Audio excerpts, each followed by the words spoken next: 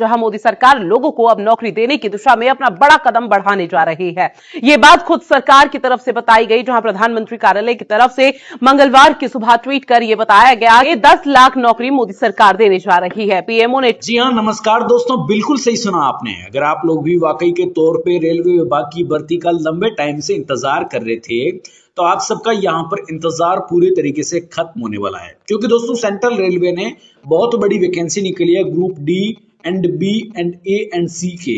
इन्हीं चारों ग्रुपों में अलग अलग तरह की बड़ी बड़ी वैकेंसियां प्रेजेंट टाइम में निकली है, जिनकी इस वीडियोस के अंदर हम बात करने वाले हैं। दोस्तों देखिए, आप सबको पता है कि रेलवे अलग अलग टाइम पीरियड पे अलग अलग तरह की वैकेंसियां निकालता रहता है। अगर आप लोग भी वाकई के तौर पे रेलवे विभाग के अंदर आवेदन करना चाहते हैं या रेलवे भर्ती के अंदर आवेदन करना चाहते हैं, अगर आप लोग 10वीं 8वीं और 12वीं पास है, तो ये बहुत बढ़िया मौका है आप सब लोगों के लिए।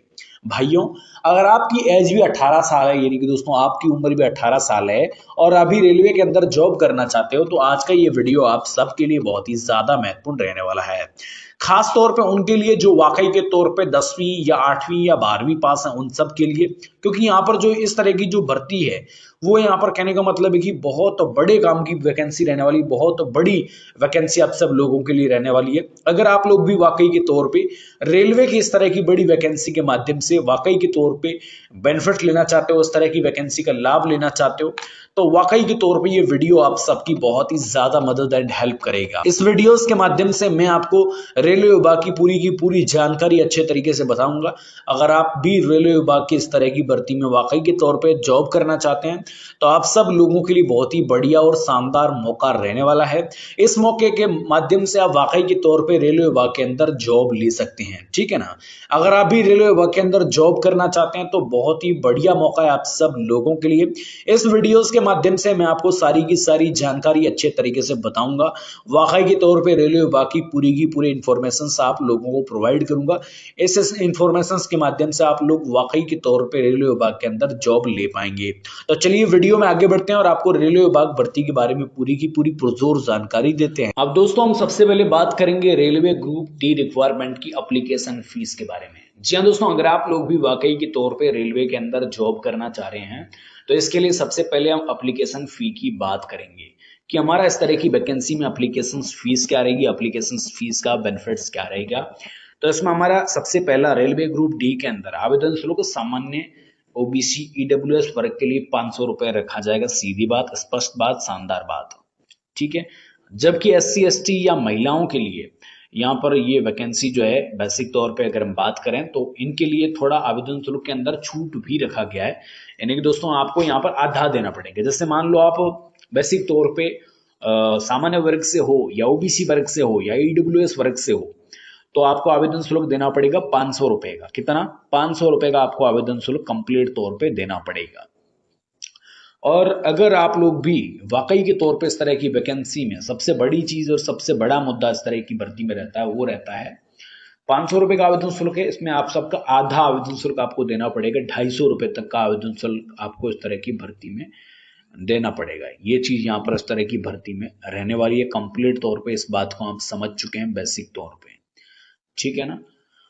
अगर आप लोग भी इस तरह की भर्ती में आवेदन करना चाहते हो, तो बहुत जरूरी चीज है आप सब लोगों के लिए, ठीक है। आवेदन शुल्क की बात की मैंने 500 रुपए से लेकर 250 रुपए के बीच में, ठीक है। आगे बात करते हैं कुछ फंडामेंटली चीजों के बारे में जो बहुत ज्यादा जरूरी रहती है हमारे लिए। वो है हमारी एज लिमिट्स। इस तरह की भर्ती की अगर हम एज लिमिट्स की बात करें, तो हमारी एज लिमिट्स रहेगी 18 साल से लेकर 33 साल के बीच में। आपकी एज होनी चाहिए 18 साल से 33 साल के बीच में। और जो आयु की गणना है वो 1 जनवरी 2026 के मुताबिक की जाएगी। आप 27 में भी देख रहे हो, तो 1 जनवरी 27 के मुताबिक की जाएगी, ठीक है ना। और सभी आरक्षित वर्गों को सरकारी नियमों के मुताबिक आयु में छूट दी जाएगी, आयु सीमा के अंदर छूट मिलेगी। इस बात को आप समझ चुके हैं। तो यहाँ पर हमने सबसे पहली चीज तो हमने समझ ली कि न्यूनतम आयु हमारी 18 साल रहेगी और अधिकतम आयु हमारी 33 साल रहेगी। सीधी बात, स्पष्ट बात, शानदार बात। आयु की गणना की बात करें तो 1 जनवरी 2026 के मुताबिक गणना की जाएगी। सभी आरक्षित वर्गों को सरकारी नियमों के मुताबिक आयु के अंदर छूट का प्रावधान दिया जाएगा, छूट का बेनिफिट्स दिया जाएगा, ठीक है ना। तो हमने सबसे पहले फंडामेंटली एज लिमिट्स की कंप्लीट तौर पे बात कर ली कि भाई इस तरह की जो वैकेंसी है, इसके अंदर हमारी एज लिमिट्स क्या रहेगी, वो यहाँ पर कंप्लीट तौर पे समझ चुके हैं बेसिक तौर पे, ठीक है ना। अगर आप लोग भी वाकई के तौर पे इस तरह की भर्ती में आवेदन करना चाहते हैं तो बेसिक तौर पे आप सबको एज क्वालिफिकेशंस तो आपको पता ही होना चाहिए, लेकिन इसके अलावा आप सबको बेसिक तौर पे कुछ चीज़ें ऐसी है जो यहाँ पर आपको और भी जाननी चाहिए बेसिक तौर पे, जिसमें यहाँ पे आप बेसिक तौर पे एक चीज मैं आपको समझाना चाहता हूँ, वो जो आप समझिएगा दोस्तों। अब बात करते हैं सेकंड चीज की, वो है हमारा एजुकेशन क्वालिफिकेशन। एजुकेशन क्वालिफिकेशन भी हमारा इस तरह की भर्ती में बहुत ज्यादा मैटर करेगा दोस्तों। अगर आप लोग भी वाकई के तौर पे इस तरह की वैकेंसी में आवेदन करना चाहते हैं तो वाकई के तौर पे एजुकेशन क्वालिफिकेशन बहुत ज्यादा मैटर करता है। अब इस तरह की भर्ती में अगर हम एजुकेशन क्वालिफिकेशंस की बात करें तो बेसिक तौर पे यहाँ पर आप लोग 10वीं पास कंप्लीट तौर पे होने चाहिए, 10th पास तो आप होने चाहिए, सबसे पहली चीज और सबसे जरूरी चीज। इसके अलावा अगर हम सिलेक्शन प्रोसेस की बात करें, इस तरह की भर्ती के सिलेक्शन प्रोसेस की बात करें तो सबसे पहले हमें लिखित एग्जाम देना पड़ेगा, फिजिकल टेस्ट होगा, डॉक्यूमेंट वेरिफिकेशन होगा, ये तीनों चीजें कंप्लीट तौर पे होगी। और चौथी आपकी मेडिकल एग्जामिनेशन यहाँ पर इस तरह की भर्ती में होगी। इसके बाद आपकी फाइनल मेरिट लिस्ट जारी की जाएगी, ठीक है। तो यहाँ पर हमने सबसे पहले समझ लिया लिखित परीक्षा, फिजिकल टेस्ट और डॉक्यूमेंट वेरिफिकेशन और मेडिकल एग्जामिनेशन, ये 4-5 चीजें यहाँ पर कंप्लीट तौर पे इस तरह की वैकेंसी में रहेगी, बहुत ज्यादा जरूरी रहेगी दोस्तों। और इस चीज को हमने समझ भी लिया और जान भी लिया दोस्तों, ठीक है ना। तो ये बहुत ज्यादा जरूरी आपके लिए। अब दोस्तों आगे बात करते हैं पोस्ट नेम की। पोस्ट नेम की बात करें तो यहाँ पर आप सबकी यहाँ पर इस तरह की वैकेंसी में जो पोस्ट नेम की बात करें तो ग्रुप डी पोस्ट रहेगा आपका। टोटली वैकेंसी 22,000 से ज्यादा पदों पर रहने वाली है। सैलरी की बात करें और पे स्केल्स की बात करें तो 23,500 रुपए प्रति माह लगभग आपको पे स्केल एंड सैलरी का बेनिफिट्स मिलेगा। शॉर्ट नोटिस डेट्स की बात करें तो यहाँ पर ये है, लेकिन ये विज्ञप्ति कहने का मतलब आने वाले लंबे टाइम तक चलेगी। आप लोग वाकई के तौर पे बहुत ज्यादा टाइम तक इस तरह की वैकेंसी में आवेदन कर सकते हैं, कोई दिक्कत का सामना आप लोगों को नहीं करना है। और हमने सबसे पहली चीज तो हमने रिक्वायरमेंट्स की बात की, तो यहाँ पर आप ऑनलाइन तरीके से अप्लाई कर पाओगे, कोई दिक्कत का आप सब लोगों को सामना नहीं करना पड़ेगा। अच्छे तरीके से आप लोग इस तरह की भर्ती में आवेदन कर पाएंगे, ठीक है ना। रेलवे विभाग की बहुत बड़ी भर्ती है, बहुत बड़ी जॉब है। अब देखिए फंडामेंटली कुछ चीजें मैं आपको यहाँ पर बताना चाह रहा हूँ। देखिए रेलवे में ए ग्रुप होता है, बी होता है, सी होता है, डी होता है, ये 4 प्रकार के ग्रुप होते हैं रेलवे के अंदर, जिसमें ए में तो बहुत सारे एजुकेटेड और बेसिक तौर पे बहुत बड़े बड़े पद होते हैं ए ग्रुप के अंदर।